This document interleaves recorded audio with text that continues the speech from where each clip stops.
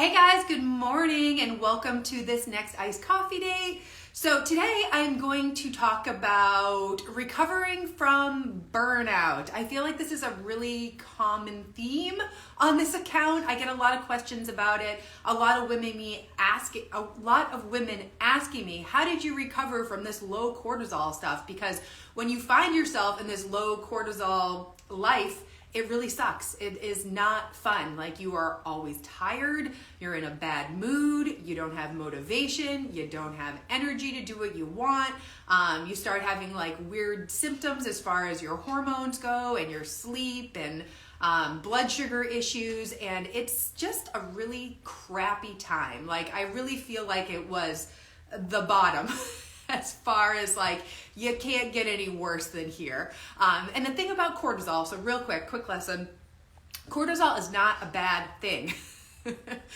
The issue here with cortisol, cortisol is great because cortisol is going to get us through a stressful situation. So say you get in a car accident or you have to give a speech in front of a bunch of people, you're going to get a little bit of adrenaline, you're going to have that cortisol peak. All of those things are good. Like if you were running from that lion in the woods, you know, the bear, the lion, whatever animal you're running from, you need that cortisol, you need that energy, you need that adrenaline to get yourself out of that situation. But the issue here is, in our everyday lives, we are just chronically stressed. And when that cortisol is chronically elevated, that's where we run into issues. And I think we hear about this like high cortisol all the time, but actually that high cortisol is actually going to make you feel pretty good. And what I talk to our clients about is when they have hit this rock bottom as far as low cortisol goes, I ask them, was there a time in your life where you were kicking ass, taking names, doing all of the things? And a lot of them are like, yeah, I felt great. I was killing my workouts. I was meal prepping. I felt awesome.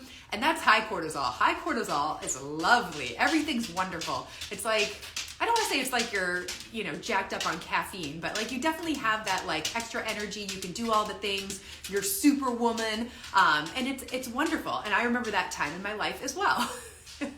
But the thing about high cortisol is that it eventually becomes low cortisol. So some people call it adrenal fatigue. It's really more of like a signaling issue from your brain to your adrenals, but all you guys need to know is that your body's done. Like it is done, it is burnt out, it doesn't have all that amazing cortisol to give you anymore. And yeah, you feel really low and crappy, and I gained a bunch of weight during that period of time. Like quickly, over 3 months, I put on probably like 10 pounds, and I had maintained my weight for like a decade at that point. So it seemed like out of nowhere, you may have heard my story. I can give you the cliff notes real quick, but there was a period of my life where I just put a lot of stress on myself. And honestly, I could tell you that it was coming. It wasn't just like this little period of time. There were many years leading up to this particular time that put me in this position. Like I was under a lot of stress for a lot of years, but I think the combination of writing a book, doing the FDN training, running Carrots and Cake, and then adding high intensity training on top of that, like I was doing Orange Theory workouts, 3, 4, 5 times a week. It just put me over the edge. It's like really where I crashed. And again, it's not, I can never say it's like one thing. And you guys have heard me talk about Orange Theory. It's like my most popular video on YouTube, one of my most popular blog posts. And I don't hate those workouts. I just hate them for women who are pushing themselves so hard and not realizing that this high intensity stuff is putting them over the edge and really putting a lot of stress on their body and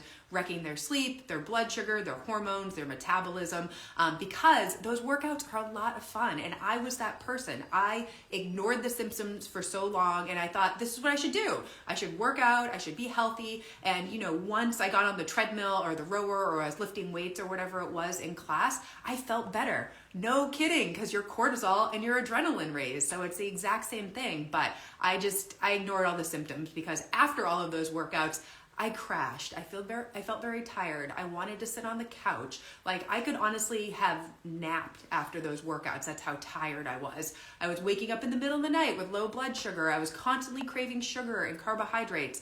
Like I just felt like a sugar monster around that time. And I just didn't put all the pieces together. Like I was like, yes, I know I'm stressed. I had so much on my plate at that point. I was waking up early to work. I was working late. I was working on the weekends.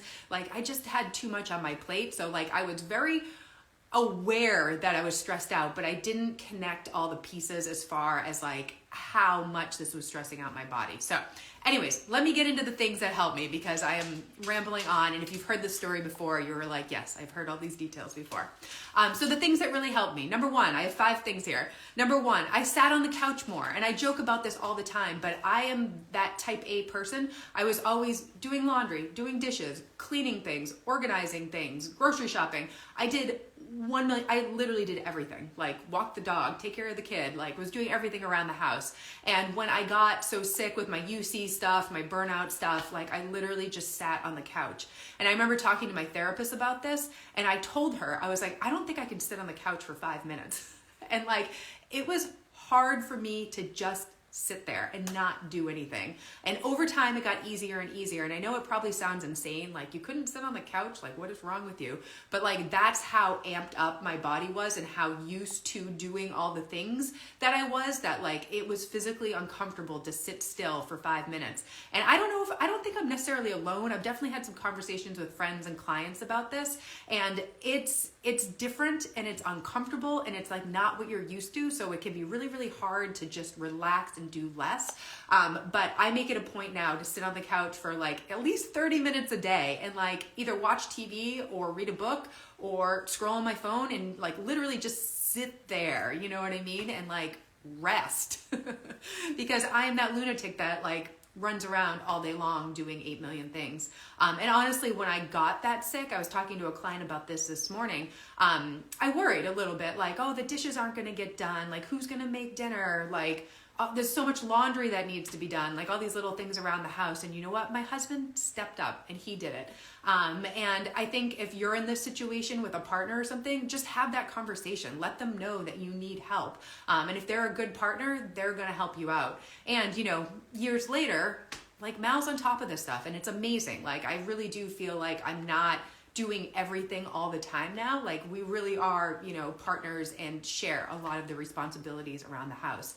And I think, you know, back then I just felt like I needed to do it all. You know what I mean? Of course I would do it all. And honestly, like it was too much. It was just another thing on my plate. So this is me just encouraging you to speak to your partner or get help, hire help, you know, ask for help, whatever you need to do, because yeah, you can't do it all the time. Number 2 was go the F to sleep. And that's what I say in my head.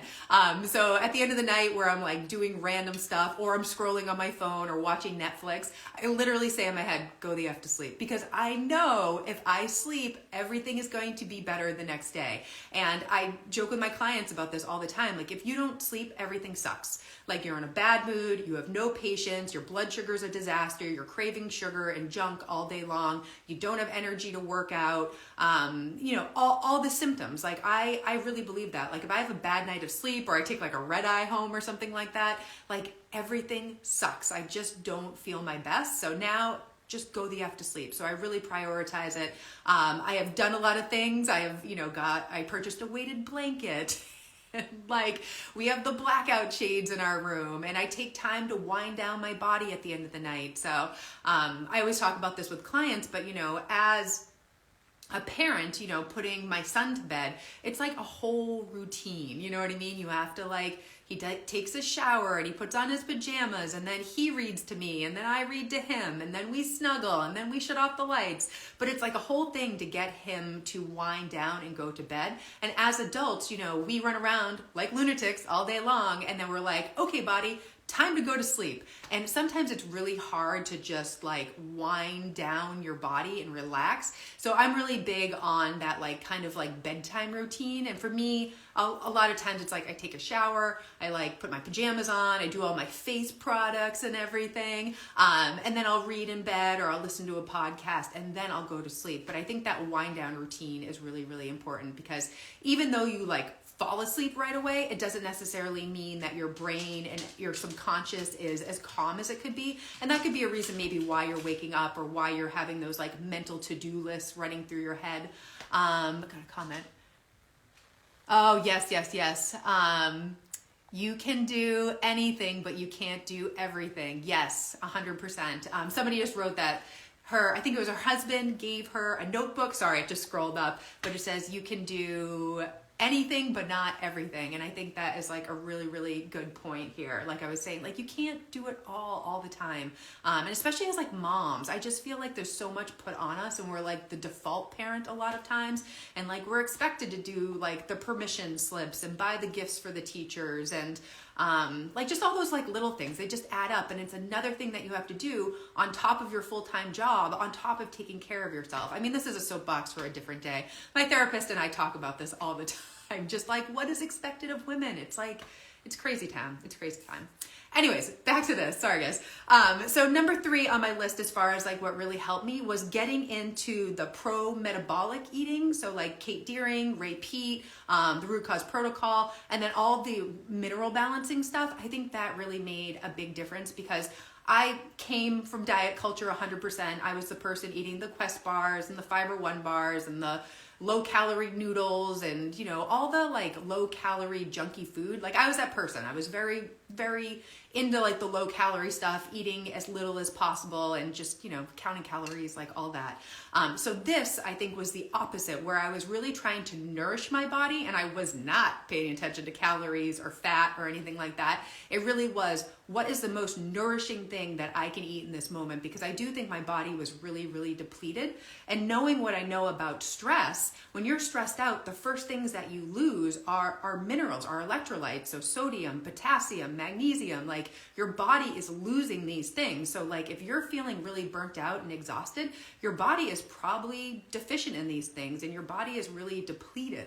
And the example that I give my clients is that, you know, if you ran a marathon or a half marathon or did a triathlon and at the end you were just totally exhausted, collapsed on the ground, like somebody is going to come over to you, a nurse, a medic, whoever, and they're going to give you electrolytes. And I mean, like, I remember running marathons, like doing marathon training and stuff, and my skin would literally get salty from losing all of that sodium. So it makes perfect sense. Like if you are mentally, emotionally, physically stressed out, that your body is going to lose these minerals and electrolytes. And it's just so important to replenish them. So like, you know, running the HTMAs, the hair test mineral analysis was really important for me. Prioritizing high potassium foods, getting a lot of sodium, magnesium foods, like just changing my diet and eating foods that like nourish me instead of just paying attention to the calorie count. Like I can't even tell you how much red meat, eggs, like butter that I ate. I mean, I still do. I mean, I eat very, very differently nowadays than when I, you know, did in the past as far as like avoiding fruit and like all the diet things that I did in the past. But I think just really like nourishing our bodies is really important. So again, if you're interested in this, check out Kate Deering, Real Food Gangstas on Instagram. They're great. They went through the RCP program as well. Ray Peat, Morley Robbins, like that family is really amazing. And then of course, follow here for mineral information because I love minerals. Number 4 on my list is I stopped all high intensity training, and that was really hard. It was really, really hard because I like those workouts. They were a lot of fun, but it was too much. It was too much on my body. And honestly, it took me a really long time to actually stop them. And what helped was tracking my HRV. And that's a different video for a different day, but it's heart rate variability. And basically it tells you like how your body is responding to stress, and it could be, you know, physical stress, you know, as far as exercise goes. But that was really helpful for me because it was an actual metric that said your body did not recover from this workout. Although there were weeks and weeks and weeks that I would like look at my HRV and be like, oh, that's really low, and then go to Orange Theory anyways. So like it took me a while to really get the hang of it because sometimes like I felt a little bit tired, but like I said, when I went to the class and I started running and doing things, I felt a lot better. And then it was always after the workout or at night or later in the day that I felt like trash. But HRV was really, really important as far as just like giving me that data to be like, you need to stop working out so hard. And then I just pretty much did strength training and walking. And I honestly could say there were some strength training workouts that I wish I hadn't done, in the sense that maybe they were a little bit too long, a little bit too heavy. And if you're in this world, I would honestly limit it to like 30 minutes or less of strength training, maybe like 2 times a week, maybe 3 times a week. I mean, it really depends how quickly you want to get better. I mean, I honestly think I could have probably recovered quicker if I laid off all of the exercise, because I was still exercising when I knew I was pretty burnt out, but I just didn't want to give it up. You know, I was like, I want to feel like a normal person. I want to feel healthy. I want to do this. And honestly, there were some days that I felt okay, and then other days that I felt really bad, but forced myself to work out anyways. And honestly, it probably took like 2.5, 3 years to like fully recover. I would say now I'm pretty recovered. Like I can go for a run and I feel okay. I can do a CrossFit workout and I feel okay. And I do still track my HRV, and you know, during a workout or after a workout, HRV will drop off a little bit, but that's fine. But then it will come back and be normal within like a couple hours. And when I was doing Orange Theory and crushing my body, I would do the workout, my HRV would drop and then just stay low. Or it wouldn't come back up for like a while, like till the next day, and then I would work out again and it would crash again. So that was like a really big piece. But I think like the kinder and more gentle you can be to your body, the better off you are as far as like recovering and healing. But that strength training is really important as far as like building and maintaining muscle, glucose utilization, blood sugar, like all that. So I think it's important. So still trying to get in some strength training. I just wouldn't go super heavy, super fast. You know, I would just do the basic, you know, deadlift, squat, pushing, pulling, maybe some abs, like keep it simple. Anyways, could go on and on about the fitness stuff, but really just laying off the high intensity stuff and having extra rest days. I mean, some weeks I would work out like twice a week, and just walk the rest of the week. I took it down a ton as far as my workouts go. I was probably working out 5 days a week. I don't think I was working out 6 days a week at that point, maybe 5 days a week. But yeah, I took it down to like twice a week, and then really cutting back on the high intensity. I was doing no cardio for basically the last 2.5, 3 years. I like just started doing cardio again because it was like too much for my body. And if I did any workouts, they were short. So like I was saying, like 30 minutes or less. I think when I was going through this, it was kind of during COVID, and I did do some like longer workouts in the basement, but I honestly shouldn't have, because I was exhausted after them. I didn't feel great and I was super sore and I didn't recover. So looking back, I was like, yeah, I really should have cut it down to something shorter. Okay. And then finally, number 5, I lowered my expectations on everything. So I'm kind of type A. I have high standards for myself. I expect a lot out of myself. I'm really hard on myself as far as what I want out of life, what I do, all the things. So yeah, I just really started expecting less. So a little bit more sitting on the couch. Like I think all of these kind of go together. Working out less, you know, not hitting my steps every single day. Like I was definitely the like, gotta hit 10,000 steps every single day. Just stopped doing that.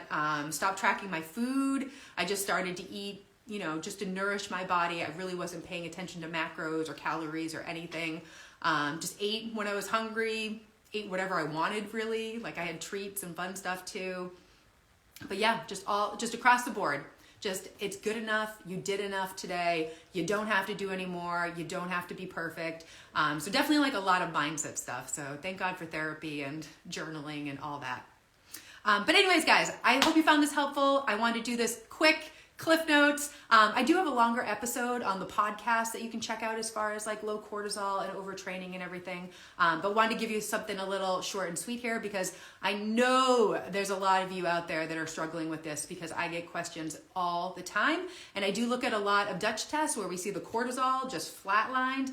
So I know this is an issue with people. And yeah, I really do think it's about sitting on the couch, doing less, going the F to sleep, nourishing your body, and just cutting down on those workouts, at least the high intensity stuff. I think movement in general is great, but just not crushing your soul. And I did a lot of crushing your soul workouts during that time that I think just dug me deeper into the hole. All right, guys, I hope you have a lovely day. Talk to you soon.